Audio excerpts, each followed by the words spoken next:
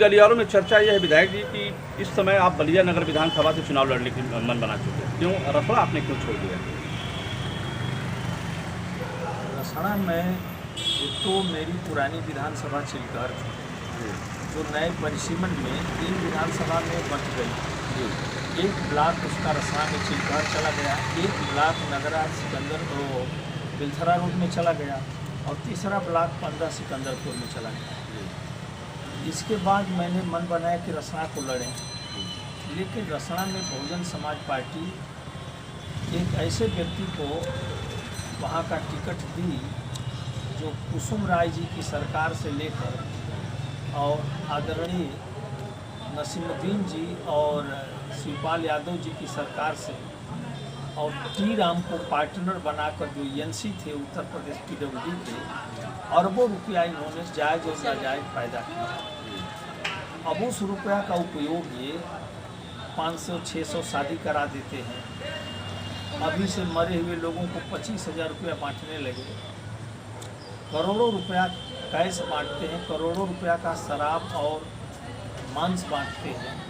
ऐसी पोजीशन में मेरे जैसा राजनीतिक कार्यकर्ता जो कोशिश करता है कि मुझे बूथ का भी पैसा न देना पड़े जनता को, मुझसे शायद न ले, तो मैं इस कामिनी के कंचन के चक्कर में घिर गया हूँ। इसलिए मेरे को ऐसा लगा कि बलिया एक पढ़ी लिखी जगह है, यहाँ पर 4-4, 5-5 पोस्ट ग्रेजुएट कॉलेज हैं लड़के लड़कियों के, जिला हेडक्वार्टर है, लाइयर्स है, व्यापारी पढ़ा लिखा है, रिटायर कर्मचारी अधिकारी जिले पर रहते हैं आकर के अपने गाँव से।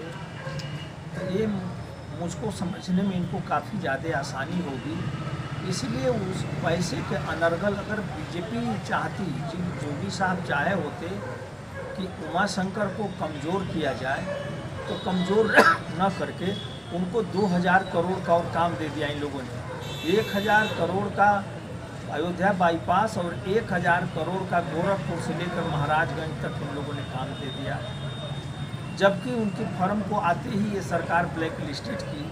मैं नहीं समझ पाया कि क्या कारण था कि फिर ग्रीन लिस्टेड कर दी और इतना करीब लोग सटा दिए इस हर्षद मेहता के व्यक्तित्व वाले आदमी को कि लोकतंत्र में ये हो क्या रहा है, हम तो दंग हैं।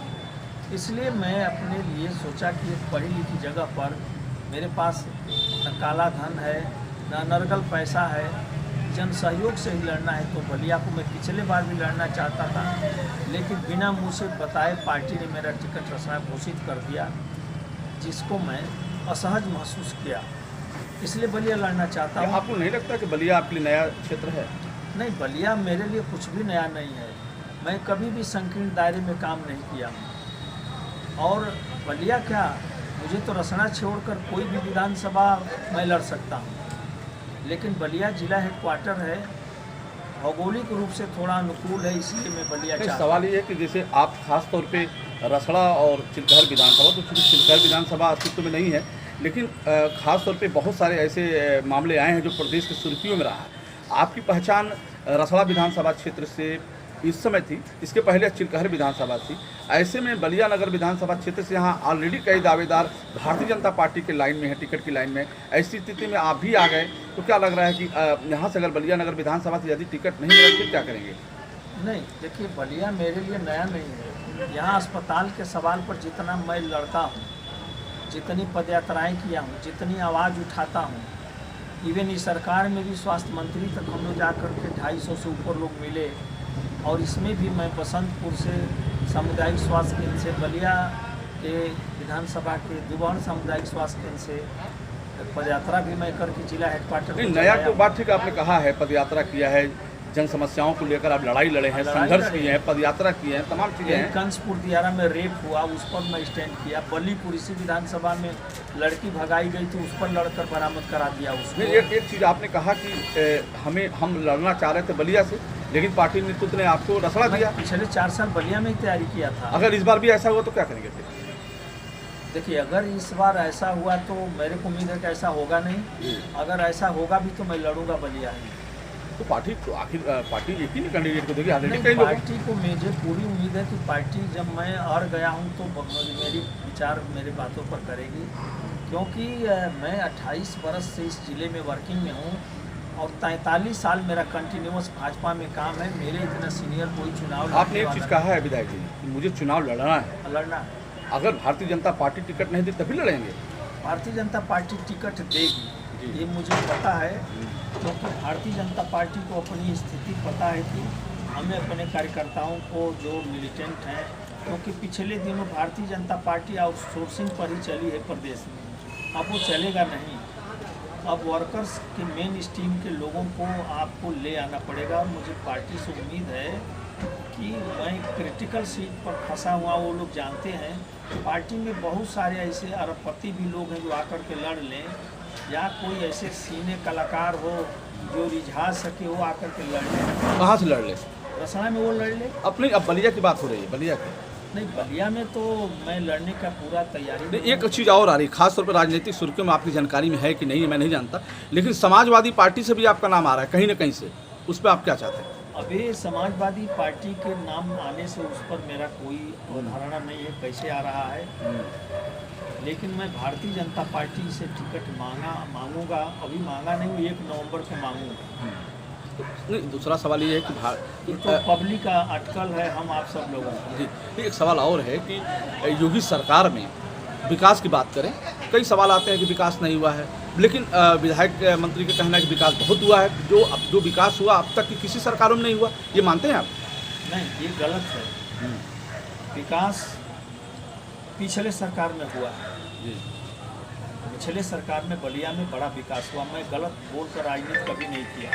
यही कारण था कि हिंदुस्तान में एकमात्र राजनीति में कार्यकर्ता हूँ कि अपनी साझा सरकार एक गरीब कार्यकर्ता की मर्यादा पर लड़ते लड़ते यहाँ तक पहुँचाया कि मायावती जी सरकार छोड़कर भाग गई। बिल्कुल सही कहा है ना, तो मैं गलत कभी नहीं बोला हूँ, न बोल सकता। ना, हमारा सवाल है पिछले सरकार में डेवलपमेंट का काम बलिया में हुआ। अब वो मैं खुद गिना सकता हूँ, मैं डिसऑनेस्ट नहीं हूँ। जैसे चंद्रशेखर जी के नाम पर विश्वविद्यालय, जैसे सबसे बड़ा पुल इस देश का जनेश्वर मिश्र से शिवपुर दियर गंगा जी पर, और 2 बड़ा पुल उनका और कंस्ट्रक्शन में है, चांदपुर में घाघरा पर और दरौली घाट, ये 2 पुल उनके यहाँ बना। इसके अलावा भी वो लोग बलिया टू आजमगढ़ 4 लेन के बराबर सड़क का वाइंडनिंग किए लोग, चौड़ीकरण।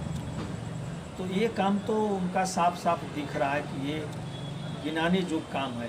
बाकी 1-2 किलोमीटर की सड़क तो हर सरकार बनाती है। लेकिन आप देखिए, आप यही एक ऐसा जवाब, सवाल का जवाब में आ गया। आगे भी मैं कहूँगा, थोड़ा सा 1 मिनट आपको रोकूंगा।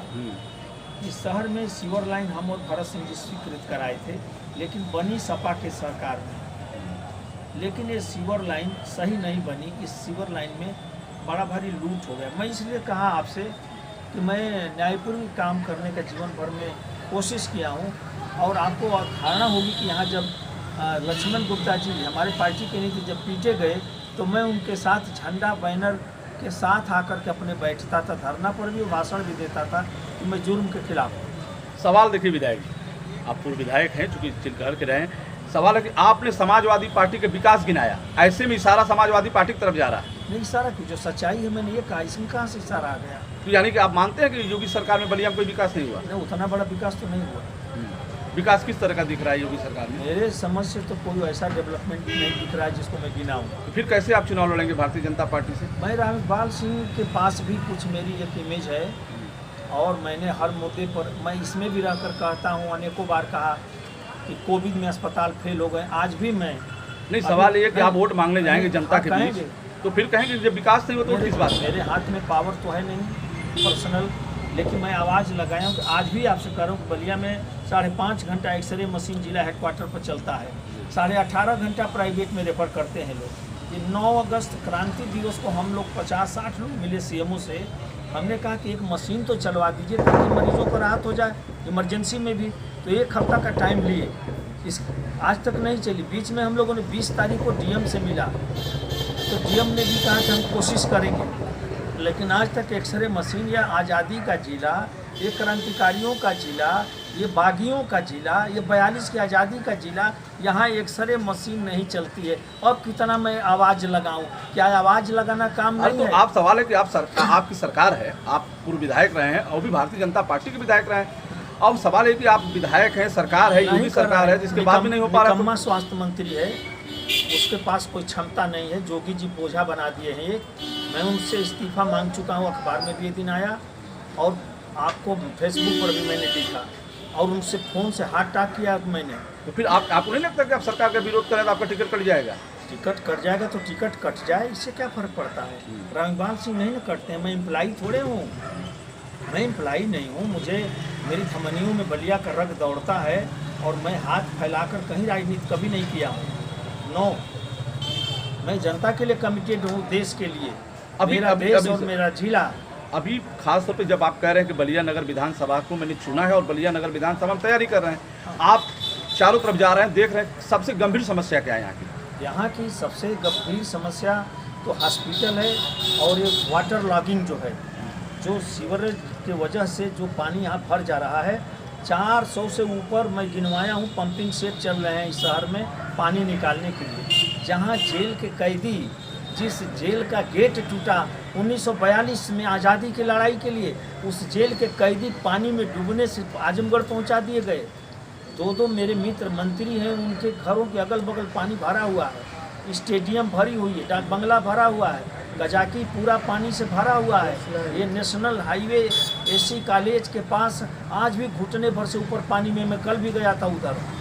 पूरा श्री राम विहार कॉलोनी डूबी हुई है, VIP कॉलोनी कही जाती है जो आवास विकास और डूबी हुई है। मैं इन सारे मुद्दों को उठाता रहा हूँ, आज से नहीं। मैं 2014 9 अगस्त को पैदल रसना से चलकर हजारों लोगों के साथ इन मुद्दों को लेकर आया था।